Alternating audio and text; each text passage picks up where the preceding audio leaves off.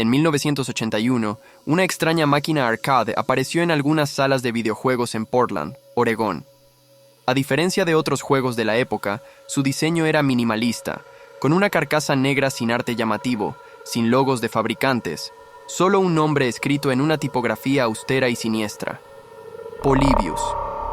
No existía publicidad sobre el juego, ni registros de su distribución. No había carteles ni anuncios en revistas especializadas, pero pronto corrió la voz. Era diferente, era adictivo, y según los rumores, quienes lo jugaban no volvían a ser los mismos. Los jugadores describían una experiencia completamente distinta a cualquier otro videojuego. La pantalla mostraba patrones geométricos en constante movimiento, figuras pulsantes y destellos de luces intensas que parecían penetrar directamente en la mente. No era un simple juego de disparos o plataformas, sino una mezcla de puzzles, reflejos y algo más que nadie lograba describir. Algunos aseguraban que, después de unos minutos de juego, perdían la noción del tiempo. Otros decían que escuchaban susurros, frases ininteligibles insertadas en el audio. Unos pocos contaban haber visto sombras en el rabillo del ojo, figuras que se deslizaban entre los jugadores, observándolos. Pronto comenzaron los efectos secundarios: mareos, insomnio, pesadillas con imágenes abstractas que se repetían una y otra vez. Niños que nunca habían sufrido ataques epilépticos convulsionaban después de una partida. Otros experimentaban amnesia temporal, despertando horas después sin recordar cómo habían llegado a casa. Pero lo peor fueron los casos de paranoia extrema. Un joven de 17 años afirmó que el juego le hablaba directamente, susurrándole mensajes que solo él podía entender.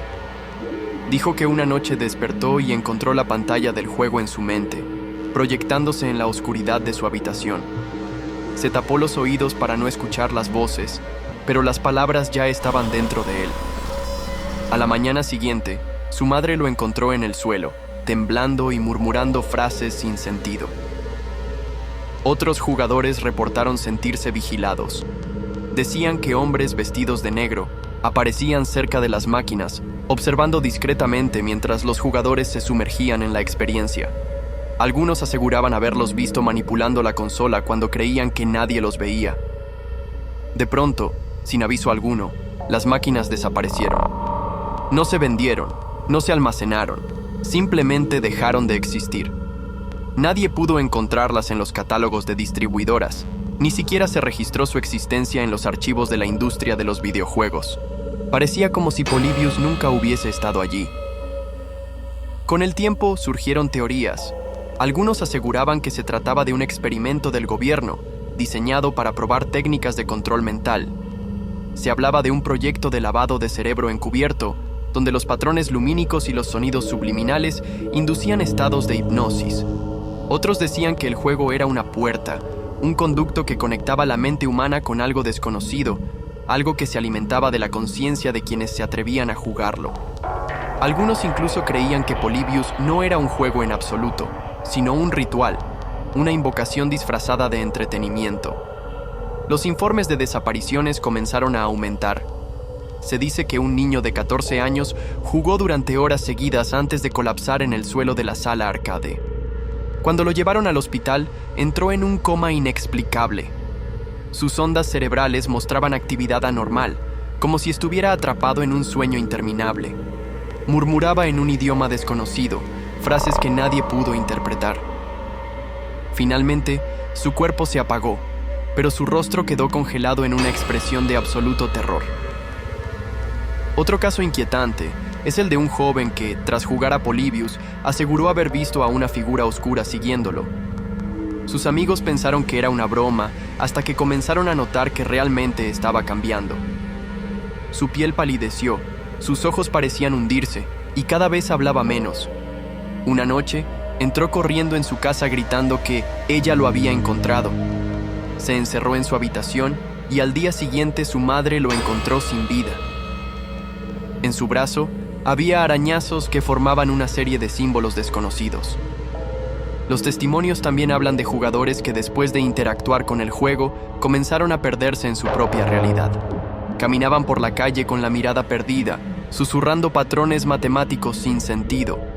Algunos entraban en trances en los que parecía que sus cuerpos ya no les pertenecían.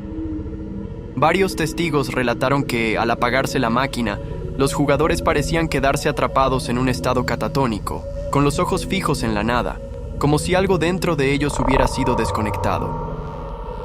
Años después, un informante anónimo aseguró haber trabajado en la programación de Polybius. Contó que las máquinas enviaban señales a través de un tipo de radiación que afectaba la corteza prefrontal del cerebro. Según él, se trataba de un experimento para inducir obediencia y eliminar la voluntad individual. Sin embargo, dijo que algo salió mal. Algo que ellos no pusieron en el código se manifestó dentro del juego. Desde entonces, se han reportado extrañas coincidencias. Personas que han investigado demasiado el juego han desaparecido sin dejar rastro. Algunos han encontrado archivos corruptos en sus dispositivos con imágenes incomprensibles, rostros desfigurados y sombras que no deberían estar allí. Otros han recibido llamadas de números desconocidos, donde solo se escuchan zumbidos y un leve murmullo que parece pronunciar sus nombres. Los videojuegos siempre han sido considerados una forma de entretenimiento, una escapatoria de la realidad.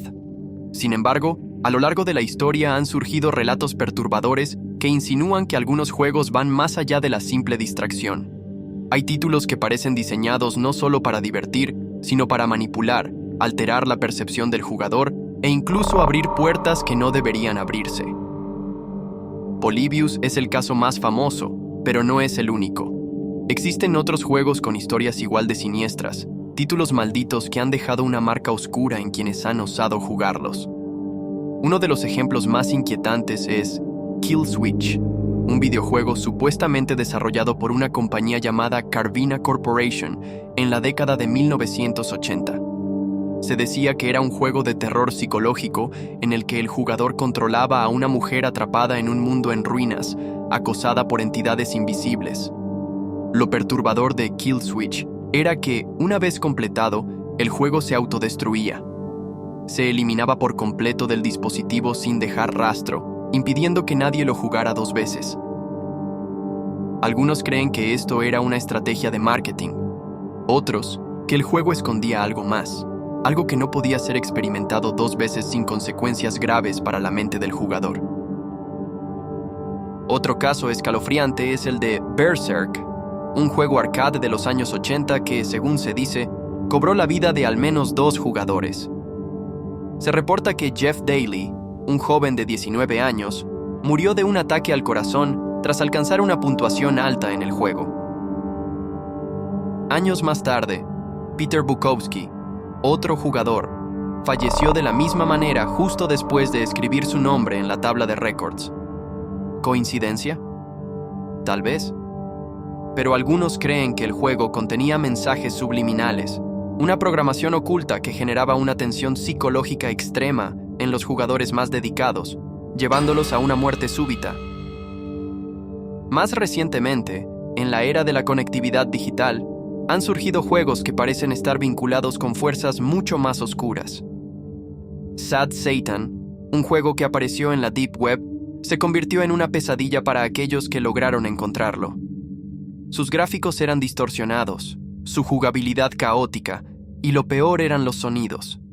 Gritos lejanos, lamentos infantiles y grabaciones subliminales de discursos perturbadores. Se decía que el juego contenía imágenes ocultas de crímenes reales, y algunos usuarios aseguraban que, tras jugarlo, experimentaron alucinaciones y pesadillas recurrentes con figuras de ojos negros observándolos desde las esquinas de sus habitaciones.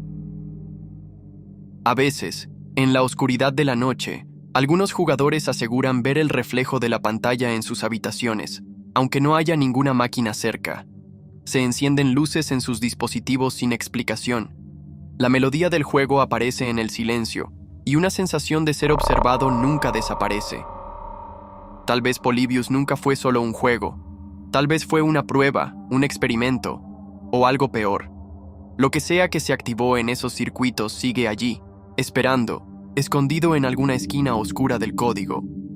Y cuando alguien lo vuelva a jugar, finalmente podría encontrar el camino de regreso.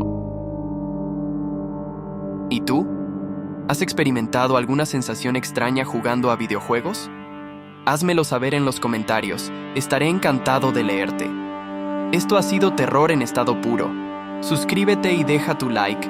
Publicamos un mini documental de terror cada 3 días. Buenas noches y mantén una luz encendida. Ellos te esperan en la oscuridad.